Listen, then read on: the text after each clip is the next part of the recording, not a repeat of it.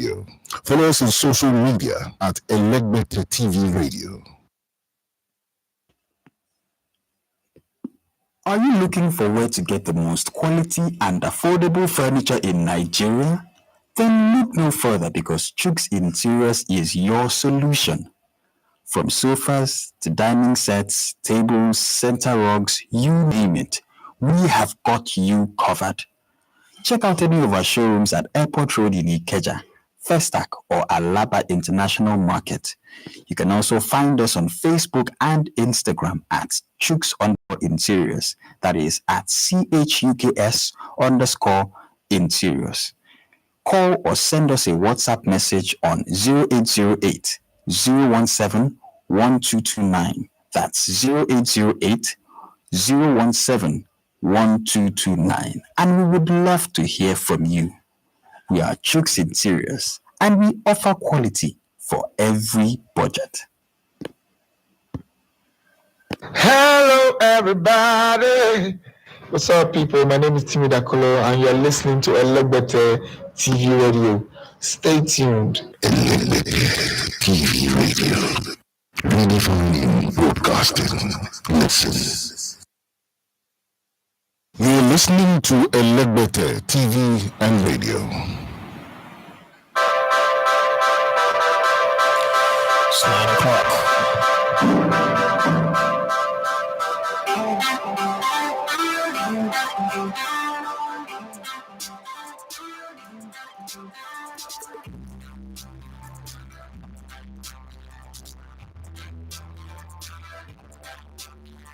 All right, good morning and welcome to the Spurs Buffet on the Elegbete TV Radio. My name is Daffy Matthias. I'm going to love to come here on Spurs. How are you doing? How was your night? Yes, those of you Liverpool fans, did you enjoy your game last night? It was 3-3. What an explosion. You can't convince me, Sha. You have to say something different. Convince me that the Premier League is not scripted? Nah. All of this drama, all of this, let's wait to the end. Some guys just came up with this whole idea of the Premier League should not be ending with 6 games to spare, 5 games to spare, 3 games to spare. They don't want it. And if you look, since lately it's been like go to the last day, Aston Villa have 2 goals lead over Man City, and they were in 2012. I'm like, it's not really what football is about. In Italy, the title's been decided. You cannot create. It is not possible. It is not possible for every season that a league title race will go to the last game. It's not possible. It's scripted. If it is not scripted, if this is drama we're watching. The Premier League is selling us drama. Do I love it? I want the MPFL to be like that. Yes. Is it okay? I don't know. Listen, I grew up believing in one thing, and then I grew up and then I know that thing I believe is not right.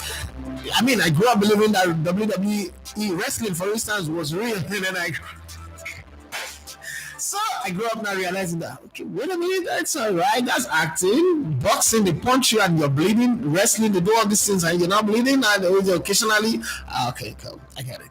I grew up seriously going to church, believe everything when pastor says, and the Lord spoke to me. I used to go down on my knees and like, God, can't you just speak to me once? I have questions, I need answers. I never heard from the Lord. And as I grew up and I started looking at things, everything became clearer. I started bringing them together. Like, all these things were fake. Damn, it was just drama. It was just show. God did not speak to no freaking body. It's just lies. Just to get people in the mood. Okay? And as I grew every day, I see the manipulation of Bible. The same thing with football. This is a game that I play. My daughter always say that I am floating around the house like I am still a professional footballer. I don't know how that 9-year-old, soon to be 10-year-old girl bring out all these words from her mouth, because I'm thinking when I was 10, could I have said that in my house? I would not be alive today, I thought I knew. But here it is what it is, okay? but the drama is interesting. That's the most important thing. It's like Big Brother. It's like watching Big Brother or watching all of this reality show. You know that somebody is going to be evicted. Then they evict somebody and then you're crying. You that is crying, can you please go and let the person see? No. So why are you crying? And then two hours later, you see them behaving like they don't even care whether somebody left again. Okay, so that's a partnership for you. Like, I sit there and I'm looking at all of these things and I'm in awe of the people, the masters of the puppets behind the curtains that are pulling the strings. The guys that have, you know you're successful when you set up something and people are all over the world arguing about your project. You know, sometimes I just like going to Twitter. Let me just tweet something that is upside down, and then I see how people react. People go crazy, like.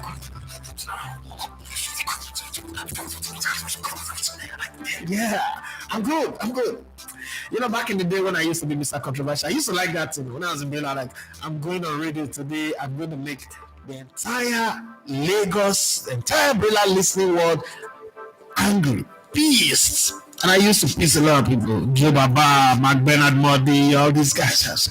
Oh, what do you mean? Jobless youth plenty, don't you? So let's get all those feelings. Well, today we're going to talk about the Tottenham Hotspurs. I've been listening to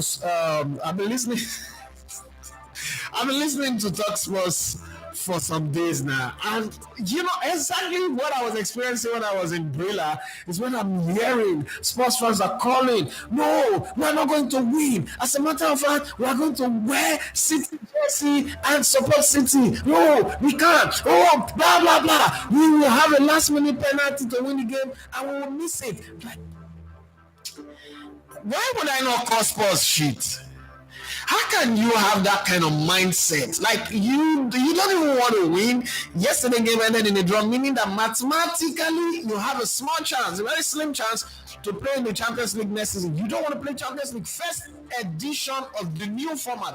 You're not even ambitious to get there. Like the first edition of the new World Cup, the first edition of the World Cup being hosted in 3 countries. I am desperate to see Nigeria get there. Even though, our players are behaving like demons and people that are possessed. If they're not getting wins, they buy Laniakovo. But somehow I want to be there. I want us to be there. Even if I don't, okay, I want to travel there. But even if I don't, God, I don't want to convince myself that I will not go to that World Cup. So please, the universe, delete that part. Okay, so I want to be there, right? Go have fun, travel to Mexico, go and eat real, tacos, and then go to Canada. I've been there before. US, okay. US, just see the mad people, homeless people. Like my camera will just be covering homeless people. Look at, hey, US. Mona, not let me come. Mona just deny me visa because I come US. I'm not going to go to Times Square in New York, Citified Building, Fifth Avenue. No, that's not what I'm going to do. Homeless people in America, I might go to Alabama, go to Texas, go to Inglewood, all those. Look at homeless, useless people, beggars on the street, cracks, drunk. Like I can't anyway. I'm in a different mood today. Why am I in this mood? I don't know. Don't ask me.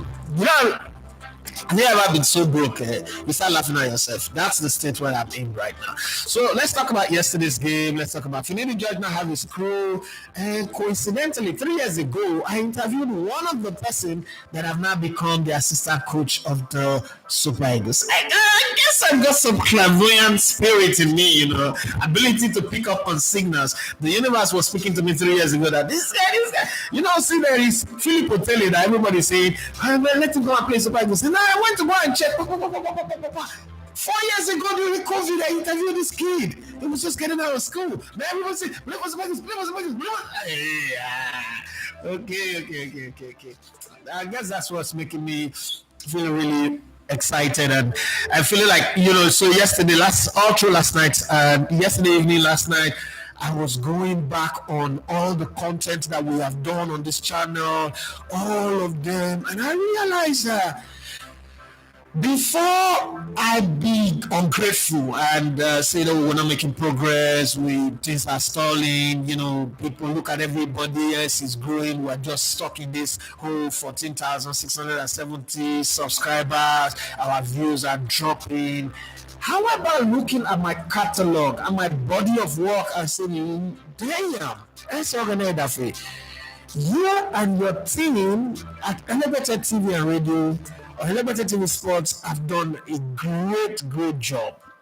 I'm looking at people, man. Look at Alison. Picked up Alison from nowhere in 2019. Look at her today. She's big. She's got her own house on the Lagos Island. Yeah, she was a youth copper in 2019. Got her own car, brand new car. But, I'm just looking at almost all the girls that came in, not knowing their left from their right, can't even handle microphone, and now married with kids, big in their space. Within this short period of time, I think we've done well. What? But let's come back. Instead of regretting, I choose to be happy for the success that we've achieved. But let's look at some of the things. Okay. So amazing day. Yeah, we've seen the leaking roof of Manchester.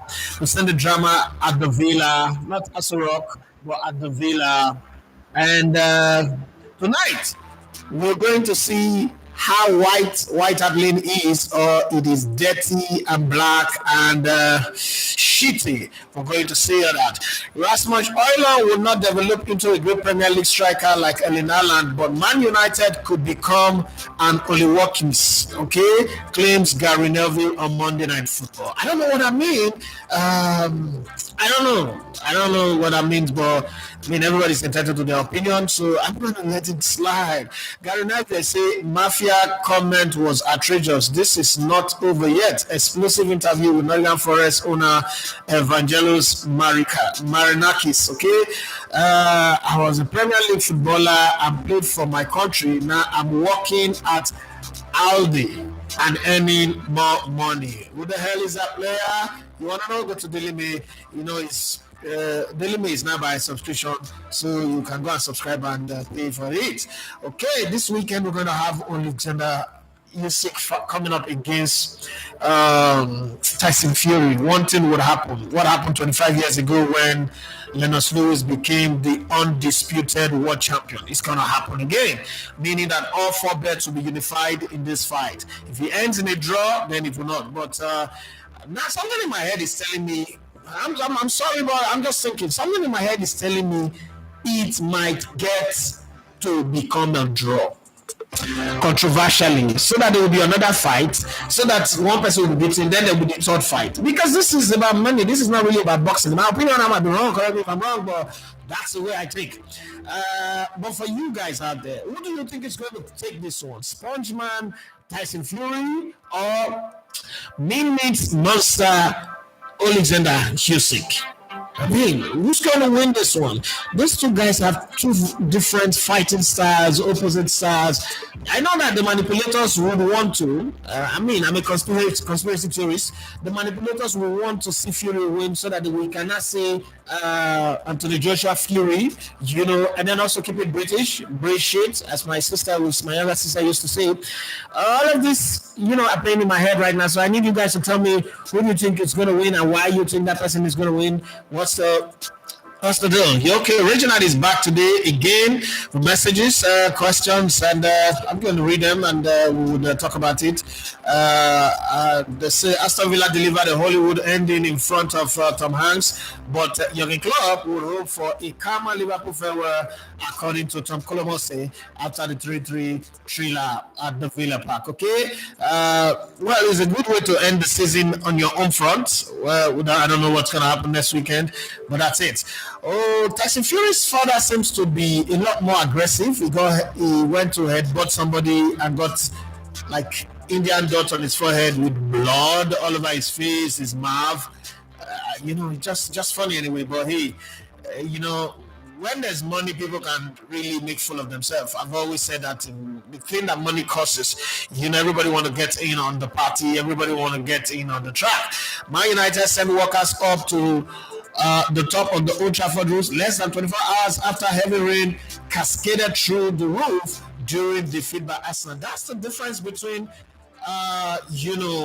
these guys, if this happened in Nigeria, it might take 10 years. We'll set up a committee of inquiry, then the committee will submit their white paper, and then another committee will now be set up to read the white paper, another committee will now be set up to approve it, to seek for approval, and then the one that we want to seek for approval will now set another committee to listen to them, and then that committee that listen, they will now set up another committee for them to pass the information to, then they will now take it to, a whole long process, then we'll now go into budgeting, approval, but money not released, then eventually money will be released like 10 years. Okay, we're still waiting for the result of a put up panel team today. Okay, so that's the difference. At least Man United agree that something is not right. Let's go fix it. Okay, the circus, why the what's it called, is happening in Saudi Arabia, the Alexander Usyk fight and that of Tyson Fury. Remember that July 20th is another one. So normally this fight was set up to be an exhibition game, meaning that it's not going to affect anybody's record. But I think Jake Paul at some point went to say some things about Mike Tyson's daughter that Mike Tyson did not like. So Mike Tyson said, you know what? All bets are off. This is no longer an exhibition thing. Let's not do exhibition anymore. Let's put our career on the line. So if this guy beats me, yes, it's going to be a record that I was beaten by Jake Paul. It's not going to be, it's an exhibition match. No. Let's get the show. Let's get ready to rumble. You know that sound? Now let's bring it back. All exhibition play, I throw punch, you dodge, and you fall. No. See, this is all die and die. We die here. We changed it. So, Jake Paul, I'm not going to underrate him. He's spent his money where his mouth is. Okay, he's tried his best to even come up to this level. People will say he's a common YouTuber. I understand people stop saying that, but I understand where Jake Paul is, because I remember when I started to people like, because he lost his job, he's saying he's doing online. Well, everybody's coming online now. No. Now people just open their mouth, wow, like Batap or like Spillage in Niger Delta and say things. All of them are coming to the online. All of them. I hear some people that say our chairman say we need to do well. Our online presence is not working. I say, when I say chairman, wait, I say online not good. So online is just much children. Hey, well, let's keep it going. Let's keep it rolling. So now that fight is not going to be like a championship fight. It's going to be like a real boxing match. It's no longer going to be like WWF where everybody fake it and all that. And somebody said something that, I just want to peep into it, but before that, let me read this one. Pep Guardiola fires warning to his Man City side, insisting that a title triumph is not a foregone conclusion as they look to break their Premier League voodoo at Tottenham Hotspurs. The last one is visiting to St. George. Since the new White Hart Lane was built, there's not one again there, okay? This one only one go there. So it's not like this is an easy place for them to go to. If they go there, they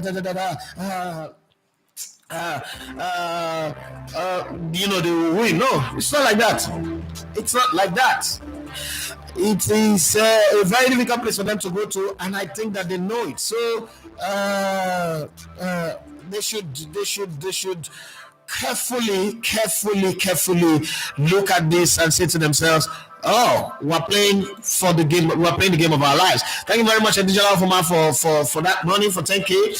And all of that, we're looking at all of this, and then let's come to the game of tonight. Tonight's game is that game where, okay, let me tell you what somebody said. Somebody said, how about things being the end of an era and a new script starting next, the one adding the script now, a new era starting next season. Arsenal wins the league, Liverpool wins the Carabao Cup, Man United wins the FA Cup, City go empty-handed, everybody's hungry, we start afresh next season, Chelsea comes to the party, Man United comes to the party, Liverpool try to prove themselves, Arsenal try to defend their title, and let's see how it goes. How about that for ending of a story? There's still a tiny little bit of that happening, a possibility of that happening, but I don't know. Okay, so look at these two games. 8 o'clock tonight, Nigerian time. It's going to be Tottenham playing against Manchester City. The form of Manchester City lately tells me they are going to run Tottenham Hotspur. The behavior and the character, the elements of Tottenham Hotspur fans tells me they are going to sell the match. Well, match fixing is not going to surprise me. It's a normal thing in English football, so it's okay, right? It's okay.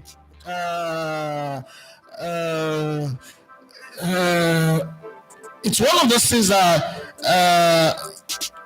you just look at yourself and you say something is not right here. But hey, it's not about what is right or what is not right. But then I look at what Angel Postoffice or Postacoglu or Postino, what he said.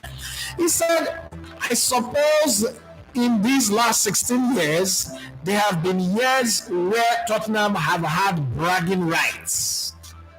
We walk through the halls, mates, there is no bragging right there. There's none. Okay? Now, in theory, let me try to translate that. What it meant was that they've had bragging rights where they played in the Champions League and went all the way to the final. They've had bragging rights when they finished ahead of Arsenal. That's what Spurs players and fans consider to be bragging right. But he's saying, mate, there ain't no bragging right. You ain't got nothing. Because you walk through the halls, mate, there's no bragging right there. There's none. Nothing. Ain't nothing. He said the pictures on the wall do not show players with a big sign saying we've got bragging rights. They've just got pictures of Bill Nicholson and people who have actually achieved. That's where I want to get us. So his dream is to lead Tottenham Hotspur to victory. This does echo what Jose Mourinho said, what Antonio Conte said. This one is just more polite. You know that Australians are British people. Okay, Australians are British just like Canadians are Americans, right? So Australia is the Canada of England. The way Canada is to America, that's what it's just that they are far apart, they don't share border. But let me prove it to you. Mourinho came in his, Portuguese are half Africans, half Europeans in their behaviors, okay? So they are blunt, they say things the way they want to say it, they don't hide their feelings, okay? If you check well, Portuguese are worry people. Or Isoko people, somewhere there. But get past that, then you now go to Antonio Conte. Who came in and also said his mind, even rubbish the boss, and the boss Levy couldn't take it, okay? But this is what I need you to look at. This comment by Postecoglou is even worse than what Jose Mourinho and Antonio Conte said, the way he said it. But if you live in the UK, if you've ever walked or hung around British people, and then you compare British people to Americans, Americans will tell you how they feel, even in the most stupid way. And you're like, oh, these guys are rude, these guys are arrogant. But you say British people, the most rude, most arrogant, most insolent people. But their own, American racism is all up in your face. British racism is very subliminal and subtle, but it's deeper. It's deeper because it's racism plus classism plus, God complex. If you live in the UK, you understand. If you don't live in the UK, all these things I'm saying now, it's rubbish to you. But I'm just putting that in context. So when you look at this, let me interpret it. Okay, let me say it the way Americans will say it. So Angel Postecoglou was supposed to be like an American. He would say, they think in the last 16 years they have bragging rights. Man, motherfuckers, you have no bragging rights. Shut the fuck up. That's America for you. We walk through the halls, mate, there is nothing. You're nothing. You're useless. You're rubbish. That's America. The pictures on the wall show some old hag who's won something in the past. Bill Nicholson, what have you won? That's America. But you see, this Ajabota British people, he said, I suppose, I suppose in the last 16 years, there have been years where Tottenham have had bragging rights. Bragging rights? Nah, when you walk through the halls, might, there's no bragging rights. There's none at all. There's none. The pictures on the wall do show players with a big sign saying, we've got bragging rights. They've just got, they just got pictures of Bill Nicholson. Who is Bill Nicholson? And people who have actually achieved. That's where I want to get us. And I heard the story. I've never been to Sports Stadium, but I heard the story that Spurs trophy cabinet have golf players. There are pictures on there, like they're golfers winning golf championship that are from North London. There are pictures there to celebrate their success. It's a different topic. But for you out there, those of you following the show today, what do you think is going to happen tonight? What do you think is going to happen? Like, is Spurs going to come out, I mean, Richarlison, every player of Spurs are going to come out and say, you know what, F it. I don't give these mofos a chance to ride over us. They've not won yet since we built this new stadium. We're not going to let them do it. Or they're going to say, you know what, we are the kingmakers, we're going to crown you kings today. But whatever happens is going to go to the last day because cities will still need to win their final game. They still need to, prove themselves in front of the fans and all that. And Arsenal is still going to go play Everton. Even if Spurs lose, Arsenal still need to win a resurgent, manager of the season, in my opinion, Sean Dyche's Everton, and try to get something out of it. Okay, so all of that is really on the front burner. But before I come to your comments, I read all the comments that you guys are putting out there. Let's go to the transfer juice. Many transfer rumors are percolating all over the place now, and I'm just hoping that we end up seeing proper transfer. The only one that I'm worried about is the fact that people keep saying that Arsenal needs to sign Alexander Isak.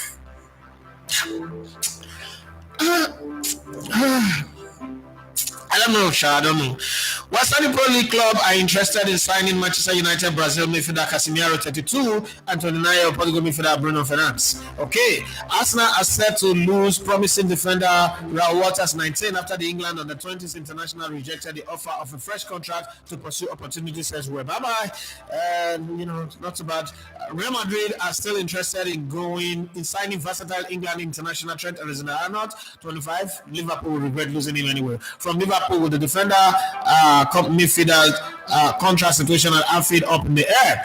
Reports of a major fallout between France striker Kylian Mbappe 25 and Paris Saint-Germain president Nasser Al-Khalifa before Ligue 1 match with Toulouse have been dismissed by sources at the French champions. Who cares whether they have a fallout or they don't have a fallout? It's not a big deal. Nobody cares right now. They are going to part ways, and I can tell you for free, newspapers, media in France will start leaking some very, very negative stories about Kylian Mbappe pretty soon. You will see this thing. I've been saying it since God knows how long. Just watch. You will see it happens as we go. Okay. Bayer Leverkusen coach Xabi Alonso hopes to manage all three of his former clubs, Liverpool, Real Madrid, and Bayern, but it's not certain in which order they will follow. Bayern Munich's interest in Crystal Palace boss Olivier Glasner cooled after the Bundesliga club were told it would cost them £86 million in compensation to prize him from Selhurst Park. Who signs it? Well, football is changing, okay? Football is changing, the business is getting bigger, and everybody is taking interest in things that they ought not to take interest in. So, it's okay, I'm not going to say I'm against it. Napoli have responded, reopened talks with Antonio Conte about becoming their manager after the Italian lowered his wage demand, with AC Milan also keen to speak to the former Chelsea and Tottenham boss. Okay, Sevilla and former Spain defender Sergio Ramos 38 is in advanced talk with San Diego FC over a move to Major League Soccer. Okay, I thought he said one time that he would never go play there. Former England, Arsenal, and Chelsea left back Ashley Cole 43 is being targeted by several championship clubs to take over as manager. Donny van der Beek's agent has claimed the 27-year-old Dutch midfielder will not be part of Manchester United long-term future. Okay, Chelsea are looking to sign a forward, left back, and central defender in the summer, with the club's sporting director Paul Winstanley and Lawrence Stewart set to be entrusted with their transfer business again. Let's hope that they do the right one this time and not spend $1 billion and come out with building 10th bidders. Okay. Next, Manchester United winger Nani 37 is on the lookout for a new club after the Portuguese contract at Turkish club Adana Demirspor was terminated. A number of Manchester United players are unconvinced by Rasmus Højlund's ability to find the net, so have been reluctant to pass to the 21-year-old Denmark striker during matches. Really? This is new. Sevilla Spanish defender Sergio Ramos 38 is in advanced talk for transfer to the Major League. Okay, I think about that one. Now that's a new one, because what I thought, I'm a supplier of the past. What I thought was normal was that if your player keep getting into position, keep giving him the ball, keep giving him the ball, he will miss them, but eventually he will find his confidence and begin to score. But if you don't give him the passes, he will lose his confidence, he will not correct his mistake, and he will get worse. He's still your teammate, he's got a contract, you guys all will suffer. So I don't understand where that's coming from anyway. But hey, nice people to get their opinions in the comment section. Why am I bothering myself? So guys, what do you think is going to happen today? Let me first off go and let me read the what's this. Okay, let's do it. Let's do it. Reginald says, hi, it's me again. This time it's not going to be 10 questions. It's not going to be 10 questions. I just want to figure out some things. I'm sorry that I'm crying, and also sorry that you can't get me. I'm sending you this message off a machine. It's not going to take a call, so don't even bother. But it's okay, we keep it going this way. Now, for starters, what drives you even when everything is not going well? I'm asking this question. You might think that I'm just asking to know, but I'm actually using it as a research tool and also learning. So I am sorry that you can't reach me, but the most important thing is to learn. If everybody on radio is able to reach everybody who call in on their show or contact them, then it's no longer radio. The anonymity is also good. Reginald might not even be my name, and you keep saying a lady. I might not be a lady, I might be a lady. It doesn't really matter. But let's keep it going. What drives you when all seems to be going down? And personally, on your YouTube channel, what are, in whatever order you want to put it, what are on your checklist of needs, things that you would like somebody to take off your shoulders? Let's not checklist. In one word, it's money. But when you break it down to checklist, it's actually internet. No, we're running on NEPA now, but I mean the prayer is always it shouldn't go off. We're running, so it's for, if I get solar, it may be better. For data is very, very key. Data is key. Like I can't explain it to you better, but data is key. I'm trying to get fiber optics into this place because even the MTN that we're using, I keep hearing people complaining that it's breaking, and it breaks my heart when I hear that. Then there is the whole, the large scale is, you want to do other content, you want to shoot, like I want to shoot more of my podcast on at least, and it's crazy expensive. We drew up a budget the other day to shoot, and it came up to $53,000 to shoot a few more episodes, renting an apartment, the flight for players. We want to take it outside Nigeria, bring in some African stars. It's not as easy as we think, and then giving them appearance fee. Yes, to pay people appearance fee to be on that podcast. So it's a whole lot. What drives me? What drives me? That's a lot of things that drives me. But first off is my kids. Look at my kids, and every time I look at them, that's why their pictures are always around me. When they're not around, I like to look at them and like, these are the people that's making me walk. Okay, so I'm not one of those people who say, don't focus so much on nest of kin that you don't take care of yourself. I do take care of myself, but I also want to make life a bit easy for them, and then give them good education, give them good opportunities. They are black. Means if you're a black person, you know that in this world you live in, you have to work 10 times harder than any other race. So the ladder to climb should be there. Okay, they shouldn't start from ground zero. So that's one. Two, you get to a point where there are a lot of people who have taken a bet on you that no, you cannot make it. Right?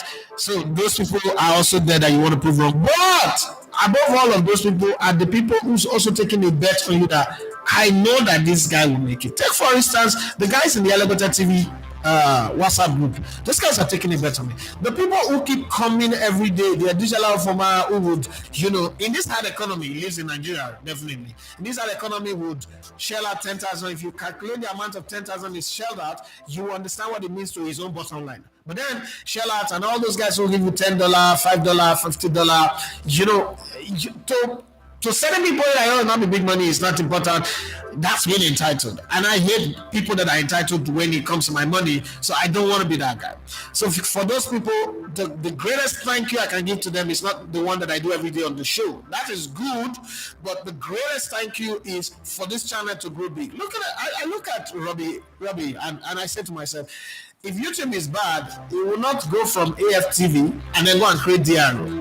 The reason why is because AFTV has succeeded and he decided to create DRO that to act as a counterfoil to AFTV. But he's the owner of both of it, and he's also creating more. So the thing there is, we know that, okay, I mean, as per CPM, we are on the lower side, right? What will give me 1,000, for instance, will give FTV 10,000. Same views, same content, same length, but the amount of view that will give me $1,000 will give him $10,000 or 10,000 euros or 10,000 pounds, depends, and the same for somebody who's in America. So it means that I have to work 10 times harder. That's exactly what it means. It's not a cliche.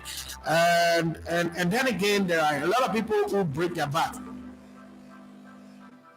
There are a lot of people who break their back working for me, working with me, trying to get all the project, like, hey, Kalajaye, do this. Hey, Ibrahim, do this. Hey, what's it called?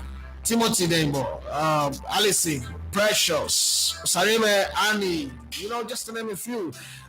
Tomiwa, Bamiji, hey, do this, do that. Joy, Jabulo. All of these guys are working in this farm. And one day they need to eat the proceed that comes out of it. So it's all of this put together that drives me. Like, every day I want to work, I want to succeed, I want people to sit up in the bleachers. You know how when you go and receive an award, there are some people who are like sitting there looking and say, shouldn't be you, should have been them. It's that group. And it's understandable. But then there are those who are rooting for you. I know it, that's my guy. Yeah, you want to succeed for that moment to happen. So that's what drives me and my children, my wife, my friends, family, the people that, you really want to give something to. And you wanted to say, what about, okay, this one is just coming.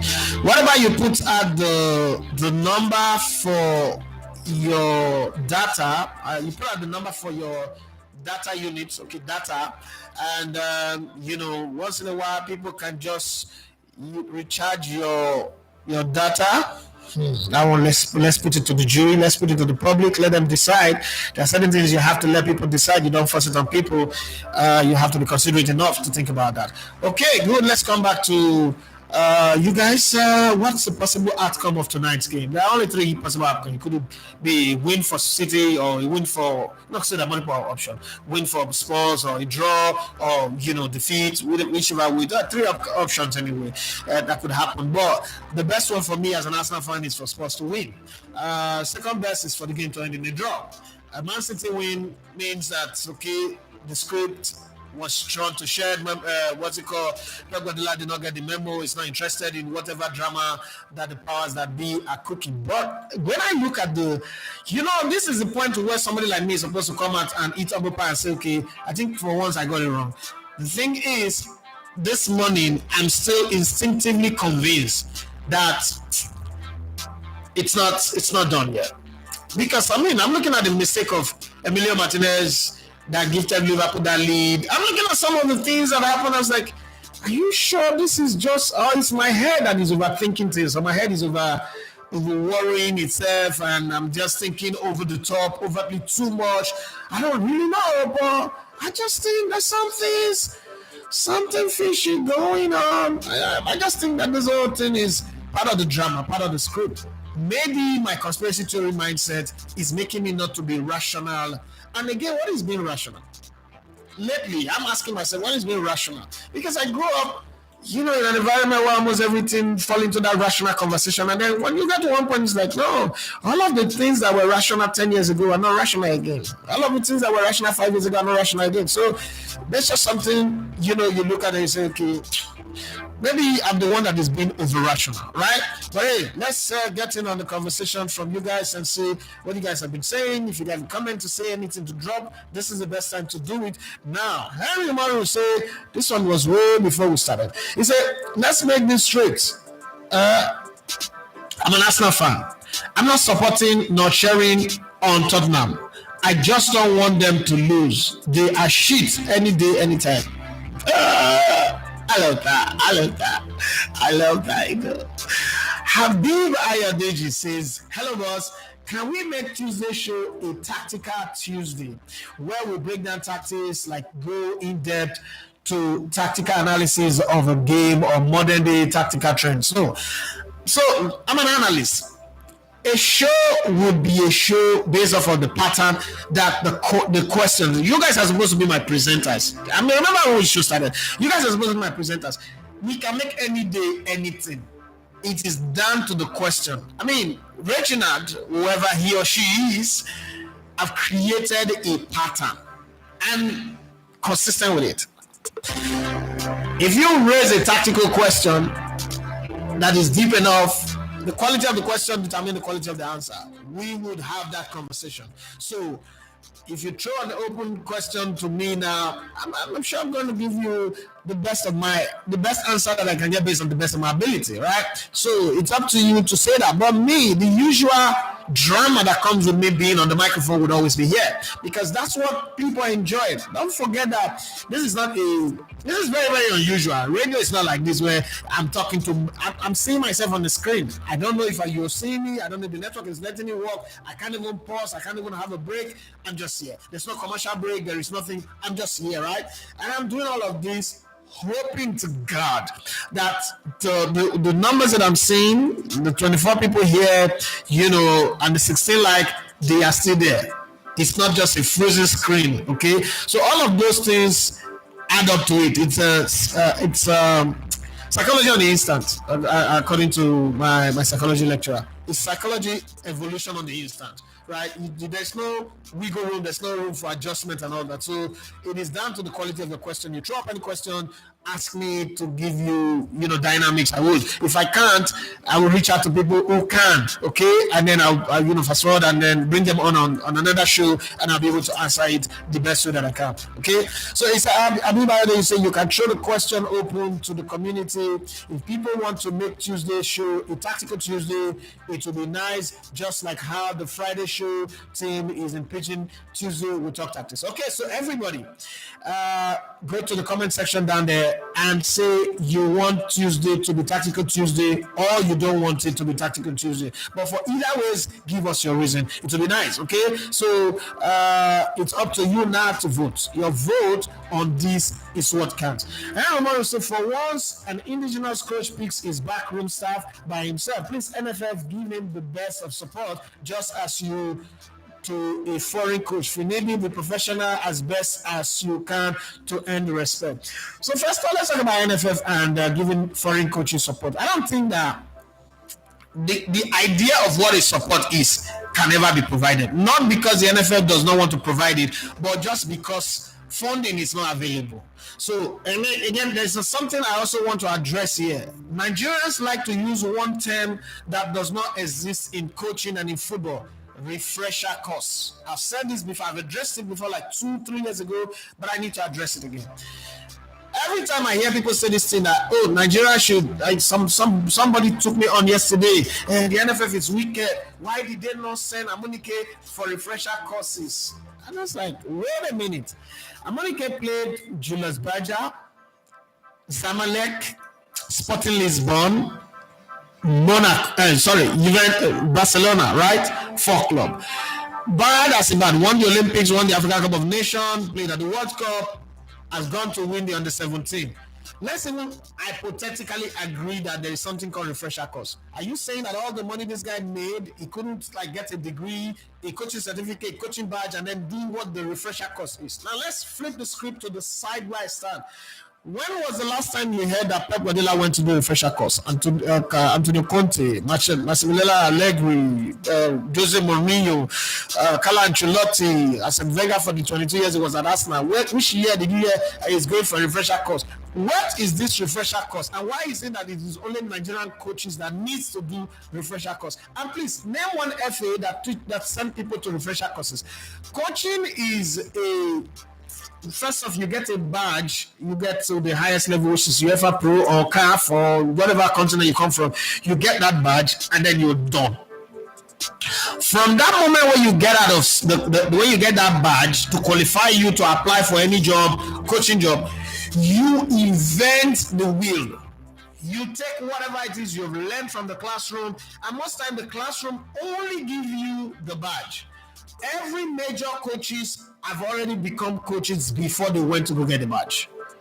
I'm telling you that for free because I have a UEFA B license that doesn't even have any bearing on anything. And I'm telling you too that the people who go get these licenses, they have already been mentally coaches before. And I always prove that with being in the media. You used to hear people say you have to go to FRC, and I'm not saying it's bad. You have to go study mass communication. I'm not also saying it's bad. But I have had people who went to school, get a degree in mass comm, couldn't talk on the mic from my days in Brilliant to now. Put them on audition, they couldn't. I didn't do that. I studied engineering, played football. I rose and I was better than just about everybody who was in the space. What happened to their schooling? So if that refresher course really does exist, let's say hypothetically it does exist, I think that it is the onus is on the coach to go improve themselves, do their refresher courses, and then come out. So when I hear people say these refresher courses, I was like, what is wrong with you? If I am working in a company and I have a BSc, and the competition ahead of me have a master's degree, the onus is on me to go get a master's degree, whatever way I can, do it online, either ways, anyhow, and then come back and go. The company is not a company business to send me on a master's degree course or send me to go get a PhD. Who does that? So it's the same thing with coaching. So please, those coaches that does not have complete badges should go get their own. Like Amunike was fired in his job in Egypt, and the club said he should go back to the classroom, he should go back to school, meaning he has not learned anything. Okay, that's what they said. This is not me. I'm not against Amunike, but I'm just telling you. But it's not the place of the NFF to go and teach him or send him to school if there is any need to go to school. So Nigerians, please stop that argument. Now, talking about support is they've given him the job. Finidi George, they've given him the job, and they've also allowed him to select his backroom staff. He selected everybody. I don't know if he's the one that selected Abokashisha. I don't know. Maybe that one is the quota system. Okay, all your people are not northerners. Let's have one northern there. Okay, give us Amokashi. I don't know. I didn't hear that too. I didn't read it anywhere. I didn't hear that. I'm just saying in my head, based on the fact that Nigeria operates a federal character, where all major geographical location will be represented, right? So let's just say that's the give. Okay, give us one. We give them that slot, community chance. We do it in the South in Niger Delta. Give them community chance, so they give them one community chance. So it's okay, it's fine. But the rest is selected himself. So that is support.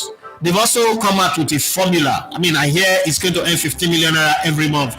You people might say that money is not big. That's about $13,000. I don't know. Is it? It's about $13,000 if I'm not mistaken. People might be saying it's not big, right? But that's the NFF trying their best to put things in their right perspective, so that we are going to pay you what we can afford. So we can also have money to pay your backroom staff. Because before, when they were paying coaches $70,000 or $50,000, the coach that now pays his backroom staff. Now NFF say, okay, we'll pay your backroom staff, but we'll pay them on match by match basis, not on his monthly salary, because we don't play matches every day or every week. So there's no need doing that, and then we now owe a lot of people that people start dragging us. So I think it's a good idea, but let's see how it goes about managing this team. Man management is the very biggest thing at national team level, because you don't get to train with these players every day. So ability to forge a good relationship with your players, sell your idea, your philosophy to them, and then them also agreeing to come down from their high horse. Like we have to meet in the middle. Finidi George will give grant, the players will give grant, they'll meet in the middle, and they will not say, okay, you know what? Who are we? We are Spartans. Let's go and take the country. Okay, maybe then we can qualify. It does not mean that the qualifiers just got easy, but if they both agree together, even Bible say, can two work together except they agree? So if they both agree, and when I say both, means the coaching crew and the playing staff, whatever the NFF does will be secondary. I am very, very certain of that. I don't think that Gusso is that much of a bad person. His hands are tied because there's no money. So the words and principles of my mom comes to play, and my mom will say, start from where you are with what you have. And I think that's a principle that Gusso have decided to apply. Okay.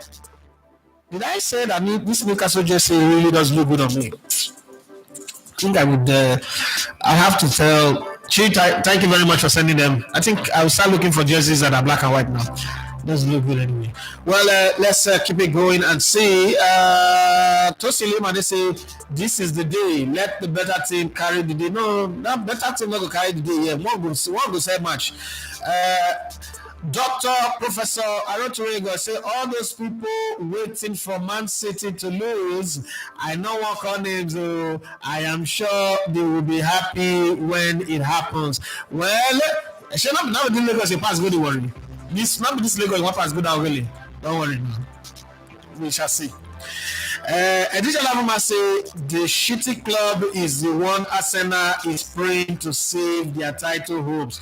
Tottenham and their fans are hopeless. No future ambition. Them say they like to lose to deny Arsenal title. But I was telling you, like I can't even place a hope on us on Tottenham Hotspur. At the Chris, we're going to do that one.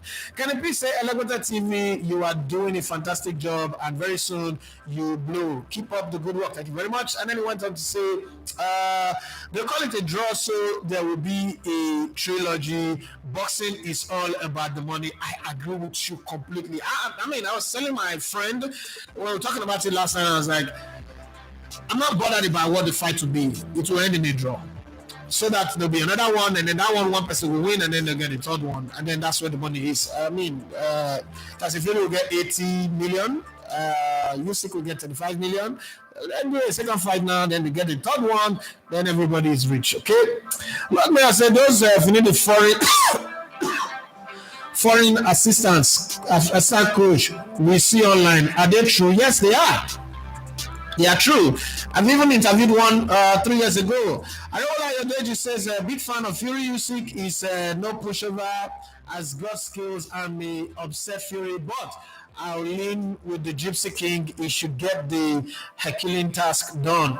Olaita Omidewura says Man City is losing today. No Premier League for them this season. Damola Ibrahim says Spurs need to do themselves favor by trying to qualify for top four.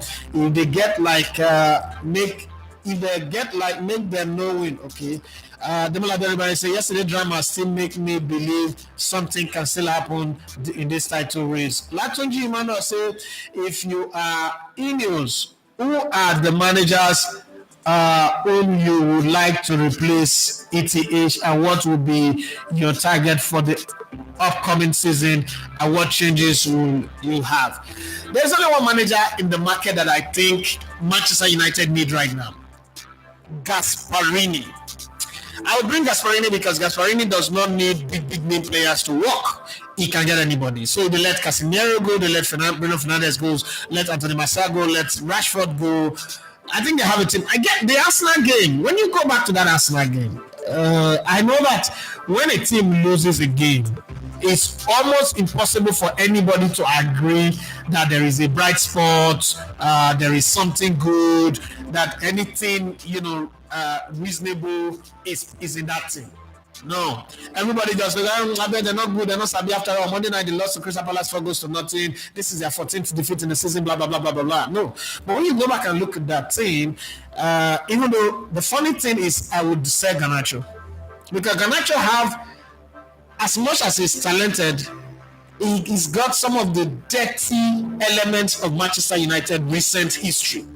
He's got this thing that makes him feel like he's above everybody. He doesn't pass the ball. He wants to take on everybody. Good when you can dribble, but to what end is that dribbling? I need to see you getting the ball, raising your head, and delivering a precise, concise pass. If he's not going to listen, then fire him. Let him go. But when you look at this team, you've got Dalot, you've got Mino, you've got Garnacho, let's put him there. You've got McTominay, you've got Amad Diallo, and then you've got Rasmus Højlund. I think that you've got a core to work with, and you've got Andre Onana. Let's be very honest, forget the joke and the banter. Onana is not a bad goalkeeper. He's just got a terrible defense, and he's also not got the best of defensive midfield. Again, look at the most successful team. I've said this a couple of times. Every time a team does well, they have a very good screen in midfield in front of the defense. And Man United have not had that since God knows when, right? Since the season where they had Zlatan Ibrahimovic and Pogba, in that team, and they were good. So when I look at that, I'll say to myself, I'll bring in Gasperini and get Gasperini to, re-engineer this team, to pop this team and get them working. And I'll give him a 3 years rebuild project. Say, you know what, in the next 3 years, we would fund you in part. In part meaning this property will still need to fix this real estate. But while we're fixing this real estate, the on-the-foot project. And again, that's something I was explaining to the NFF president. I said, listen, the problem with the NFF and Nigeria, the relationship between the NFF and Nigeria is a relationship of lack of trust. All of the things that I know is because I went the extra mile to do research and to find it at myself. Not too many Nigerians will know that. So if you guys can, every once in a while, maybe once every month, have this forum. You have the NFF, the MPFA, what's it called? The Super Eagles NFF YouTube channel, even though they don't own it. You have all this media communication. Why not sit down and say, okay, set up this thing, let's go live. Nigerians ask us any question. 2 hours. 2 hours of live there. The NFL president will be there. The secretary general will be there. You set up the camera in such a way that they are there. So if you do that every month, first off, you will win everybody over. I don't care who Nigerians are. Nigerians like to be told the truth. Nigerians don't like you dribbling them. I remember when somebody said I should stop saying that I was sacked. I should stop, say that it's not good, that it's not good for the package. And I said, listen, if I'm going to grow this channel is going to grow. We've got to be honest. The relationship between me and these people must be on a very, very even footing. It is not I'm a big boy, they are under me. No, it's going to cause a problem because eventually they will know. And that's what getting back to the Elevator TV YouTube. The TV family on the WhatsApp group. Those people have funded this project out of their nothing. Like they don't have anything, but they keep giving because they feel like this guy is honest with them. I tell you, so if you try to be honest with Nigerians, let them know how much is coming in, because that's one of the things that Nigerians don't know. That's why they keep saying that you guys are corrupt, you guys are embezzling money. People don't even know that NFL presidents, since God knows when, don't receive salary because it's hard. It doesn't mean that the NFL president job does not provide you opportunity. It does. It provides a lot of opportunity, but the money that comes in is not enough to even deal with the needs of the NFF. So it's a problem. Again, when they say staff don't receive their salary, majority of the staff are civil servants. They are working for Nigerian government. They are not working. They are not NFF staff. So how do you pay them? Okay, so it's Nigerian government that is actually owing them. But when the media carries up, they make it sound like them. This is because you have to do research. A lot of Nigerians also do not know that the combination of the Ministry of Youth and the Ministry of Sports means that over these years until this government, where they not separated to, 98% of the budget for the Ministry of Sports goes to NYSC. So it's only 2% that the whole sports have to deal with. So it's hard to understand that. So, but when you come out and you have a communication with people, they will know, okay, let's direct our own energy towards the presidency, or let's even support you people to the point where sponsors will not come in. But you're keeping quiet, you're keeping mute, you're just going. I can tell you, if I'm running the NFF, it's going to be based off of communication, honest communication. We'll do all this project, we'll play matches. All these things are preset. There's not a single match apart from friendly matches that the NFF organize. It's either CAF qualifiers, CAF Nations Cup, the FIFA World Cup qualifiers that is set up in stone. Just bring your team and come and participate, right? So, what's the big deal? Is it harder to be a guest of a party or to be an organizer of a party, right? So, it's one of those things that I always say, well, hey, we have our way of doing things, and we always like to do things that way.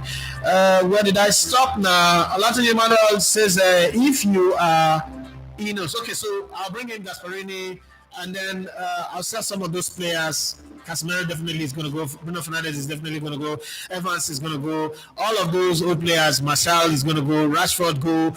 Let them go, and then I'll start the project. First season we might not achieve much, but by the third season, this is what they did with Arteta. You look at Arsenal now. The temerity to have Arsenal competing for the title. Well, Chelsea is falling apart. Man United are struggling. Liverpool now can't even keep up with the Kardashians. And then you understand that Arteta have done quite a great job, in the process. We're still talking to the last day. Arsenal is still in the title race. When was the last time an Arsenal fan to the last day, one game to go, they still believe that they are still in the title race? So that's some of the things that I would do if I'm Ineos. But hey, I'm not Ineos, so I'm just I'm not even endorsing Motos, not to talk of Ineos. So let's keep it that way. I must say, we are enjoying the show. Since nine football say thank you, Idafi, for talking to Finidi about picking his assistant. Yeah, you guys can understand me now. So I mean, it worked. He listens anyway. I just noticed that since this whole coaching thing, we'll be talking more. And he said something that got me laughing. He said, "Oh, so you the way to make Super Eagles job come before you start to talk to me like this?" I said, "No, because I just didn't want to disturb you. I mean, we had plenty of talk leading to the Super Six, and why I told him that, look, I don't care what you do. If you really want to make it big in this coaching job, win this league. It might be ugly, yes, there's no money, things might be rough, but win. Let it be on your CV, say you don't win it. Because one day, they would use it to judge, to measure you. And thank God he won it. That was like almost a year ago that we had that conversation and see where it has led to. I did have to say, how do you see the Poch formation in the last 3 games? I feel he was almost found that against Nottingham Forest. Yeah, almost doesn't count. Now, so they talk. So let's say eventually he has found the formula that is working. It's not going to go unbeaten. It's not going to win every game, but it does. I mean, Arsenal almost got found out against Manchester United. Arsenal got found out against Aston Villa. But they found a system that is working. Kai Havertz, shuttling between attack and midfield. It's working, it's ziplining, and it's working well. So, sometimes it's going to get found out. But if his wins are more than his defeats, then it's fine. I did have to say, Bologna coach is doing something interesting. The only difference is he did not win a trophy like Bayern Leverkusen. Yeah, that's Gasparini.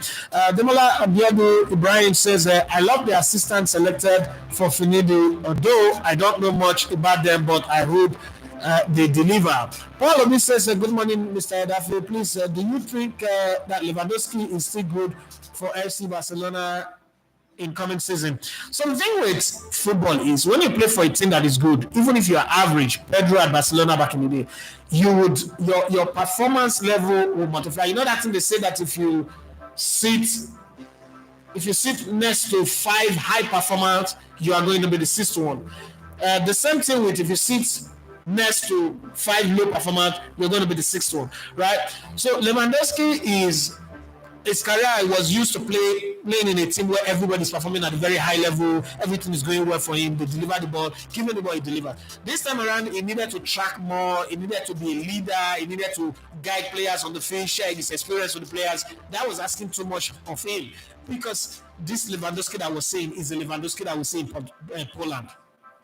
Don't forget that while he was tearing everybody apart for Bayern Munich, when he goes to Poland, it was similarly average. Yes, he scored goals against some weak team, but against a big team, they always come short. In other words, when Lewandowski plays, like Carlo Ancelotti coaching Everton, when he plays in those teams that does not have it all going for them, there's always the drop in performance attitude, because the supply does not measure up to his capacity. There's a problem. So there's a AVS that I have in this house, and it regulates certain things. When the current expectation is 220, 250, right? Now sometimes it drops to 178. It will cut the light, because at that point these are flex cables light. These are what's that thing called now? LED lights, right? If it drops too much, it will burn them. And if it goes up too much, to burn them. That's a regulator. So the output, the supply, it's not matching up what he ought to get to be able to perform at maximum. Again, there is internet, there is a level you have to get here for this live stream to work. If you drop, it will begin to break first, and then it becomes blur, and then it freezes, right? So it's the same thing with Lewandowski, if you allow me to use that as my illustration. He's playing in a team that is lagging behind. Have you ever driven a front-wheel drive that the back tire is not stuck in the mud? It's supposed to go easy. If the front tire is on hard ground, it will go easy.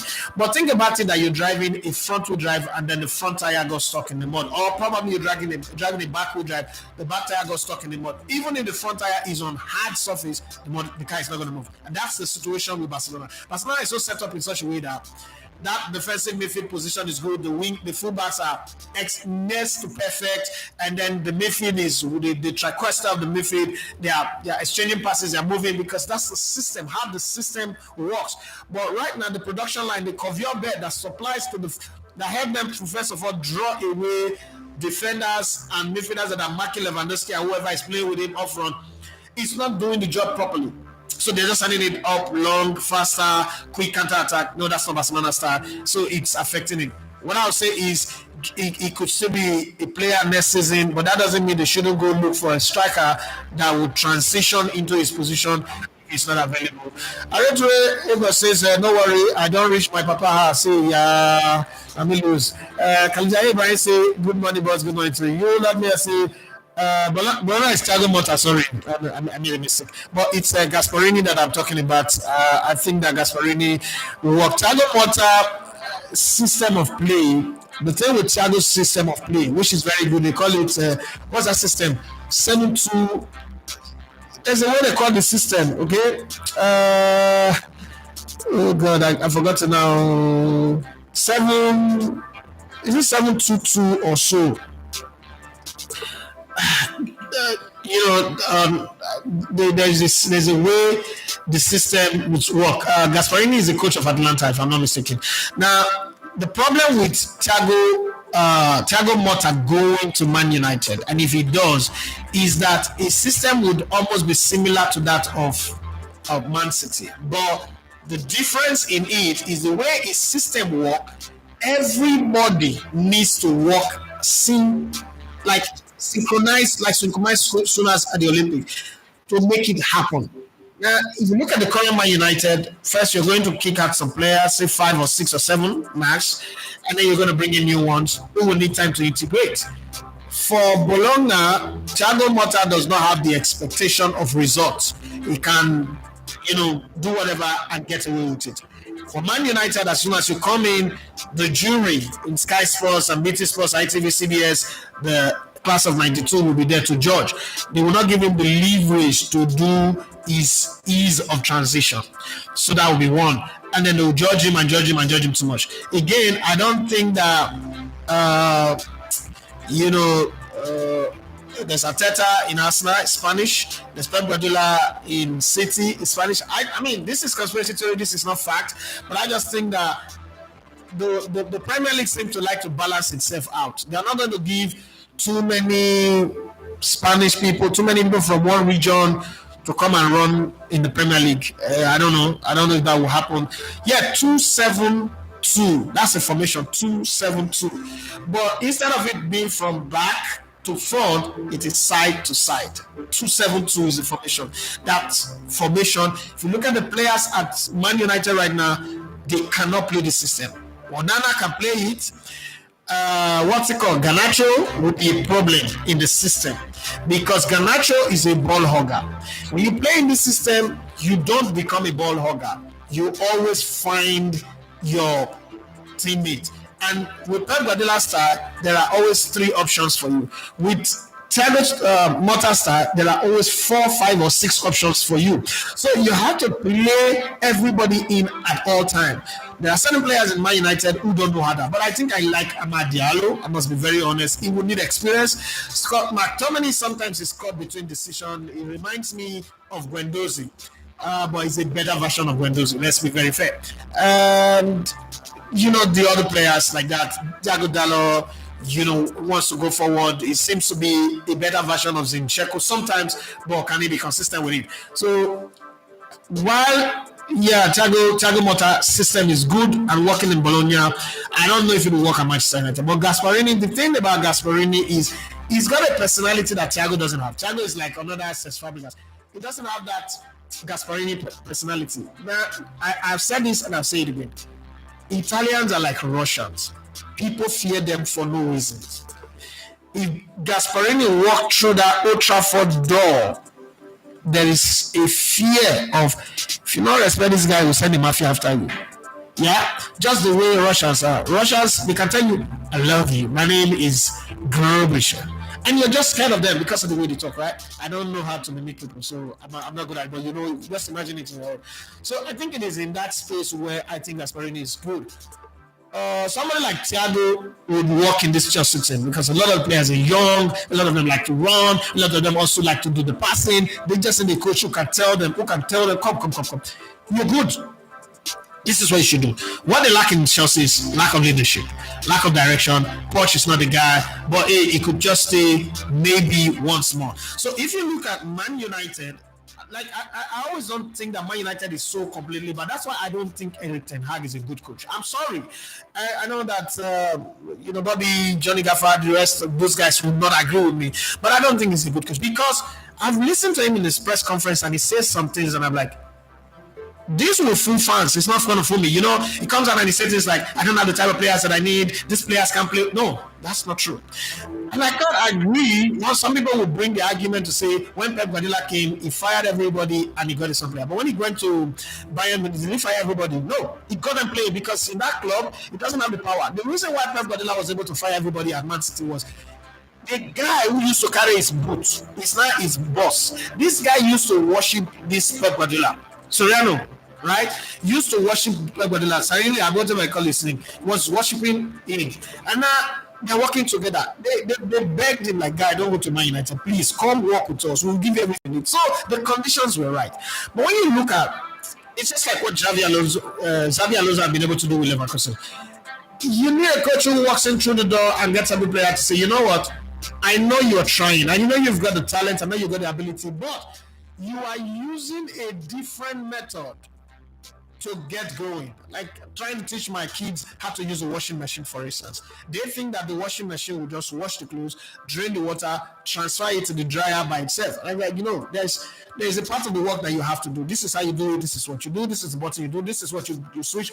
You have to teach them. That's what coaching is also about. You have to say, okay, good. First off, I acknowledge your talent. If you don't have talent, you'll not be here. Secondly, I think that you are not so far away from the rest of the pack, right?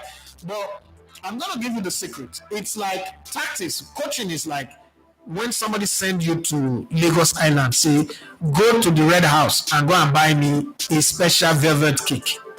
And then he gives another person. He say, the Red House is number 14 Broad Street, second floor. That's where the thing is. Go and buy the cake. Who's going to get the cake and come back? The guy that they gave address to. So when they give you tactics, they say, okay, this is how we play. The reason why we're playing it, because most times some coaches forget that. The reason why we're playing this is that so that you can last for 90 minutes, so that whenever I bring in substitution, we will be fresher than the opposition. I was listening to Kolotoro the other day, and he was talking something about Arsene Wenger. For the very first time, somebody finally said something that made me agree with myself when I said Arsene Wenger is a bad coach. He said Arsene Wenger, he was praising Arsene Wenger, but in his praise, he exposed Arsene Wenger. He said Arsene Wenger doesn't bother about the opposition. He just focus on his team. And I said, this is why the man is not good. This is why he didn't win the title. Jose Mourinho knows the opposition 100%. He knows what they're going to do, how they're going to sneeze, how they're going to poo, how they're going to fart, how they're going to move, which direction they're going to move from. And when you lose playing for Jose Mourinho, something you say, but coach talk about, this is what coach said. Right? But for Wenger, it is play the Wenger way. Sometimes it doesn't work. You have to know your position. It's called a system where you show respect, where you respect yourself and also respect your position. You have to study them, what they are coming with, how to deal with them. Jesus already said that. What man goes to war without first understanding the number of army that the opposition have? You have to know that. Jesus was the first coach. He understood tactics of warfare, right? So when you look at these teams that you have, you not tell the players, listen, I'm going to feed you information about the opposition. But while I'm feeding you, you already have the tool to disarm them. In a nutshell, everything you learn in coaching school says, first, disarm your opposition, make them unable to play, and then impose your style. That's football. The goals will come. No coach teaches you how to score goal. Instinctively, when the pass comes, you know when to shoot it into the net. You hit that shot, some days it deflects, some days it hits the target, some days it go wayward. Okay? But hey, then you find your confidence. When you find your confidence, then everybody's scoring. Look at Arsenal. A team with that striker scoring the most goals this season than every other team. Than people who have... It doesn't make any sense. It's just finding confidence when they went to Dubai and come back. Right? So, in all of this, those are the difference. I would put a Thiago Motta, for instance, in Chelsea or Gasparini at Manchester United, because Man United doesn't just need a coach; they need somebody that the players will be afraid of. Because these bad players that are leaving have corrupt a lot of these players, and they need somebody who will strike the fear of God in them. If not, the circle would continue. Abib Ayade say, "I'm enjoying the tactical analysis." You asked for it. He said, "What's the counter formation to 272?" Okay, so this formation, 272 or whatever it is, 4-3-3, is useless without the ball. That's why Man City will beat Bologna if they play. Real Madrid also, who are good at soaking pressure. There are two ways. There's a coach Ayere. I mean, some of you know him. He's very good at playing low block like Jose Mourinho. So if you're fantastic with low block, because low block thrive in organization, and 7-2-7 formation or 4-3-3, the Pep Guardiola way, thrive on movement, that extra man that the goalkeeper gives to you.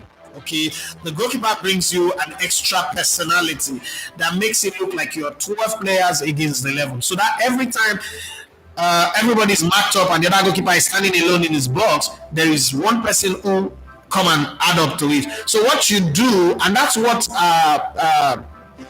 Arteta have done well this season with Kai Havertz. If you look at most of the game, Kai Havertz will drop to the midfield, but is the first to press the goalkeeper so that it's not settled enough to breathe in and breathe out and see where his teammates are. That there is the pass and then there is the right pass. Okay, Xavi is the king of the right pass. When Xavi was playing, it doesn't just give the pass; it gives the right pass. He reads the game 10 steps ahead. Zidane is the king of the right pass. What's it called? Andre Pello is the king of the right pass. Sonderlis is the king of the right pass. That's why I don't like Okocha. Okocha gives passes, but most of them are useless. Okay, so when you look at the way they play, they need space. So if you can press them and deny them the chance for that extra man, they lose all of the advantage that they've got. Okay. Habib Ayade say Marcelo Gallardo is a good coach too. This is irrelevant, but Gasparini doesn't have that aura. I know it has nothing to do with coaching, but for the United job, it plays a big role. Now, until you give him that job, name an Italian that doesn't have an aura. Name one Italian that you know that doesn't have an aura. And apart from Ancelotti coming to Everton and not achieving anything, name Italians that come in, coach teams, teams that are winnable, that doesn't win. The late Gianluca Vialli came to Chelsea, he won the Cup Winners' Cup against Stuttgart. I'm not sure if you remember that one. The Cup Winners' Cup, he won it against VfB Stuttgart. That was 98. Ancelotti came into Chelsea, he won. The Leicester guy, Claudio Ranieri, won. Antonio Conte came to Chelsea, he won. I mean, if you go to Spurs and you don't win, nobody should blame you because that club does not know how to win their shit. Okay, so name one. Italians always have aura. It's not in them. It's in you knowing that they're Italians. It's just like Russians. You fear them not because they are powerful, muscular, but you just know that this guy can, let me say it the way I would love to say it. This guy can fuck you up big time. That feeling is the reason why people fear Italians. Not necessarily because Italians use juju, no, but that's just it. Well, thank you very much, everyone, for being on the show today. Extra 16 minutes have been added to the show. I think we've had a good show today. We all agree on that one. And thank you once again, DJ Lafuma, for dashing us money. Let's do this again tomorrow. Tomorrow will be short. I'm going to school, but whatever, I still need to check whether my class will hold tomorrow.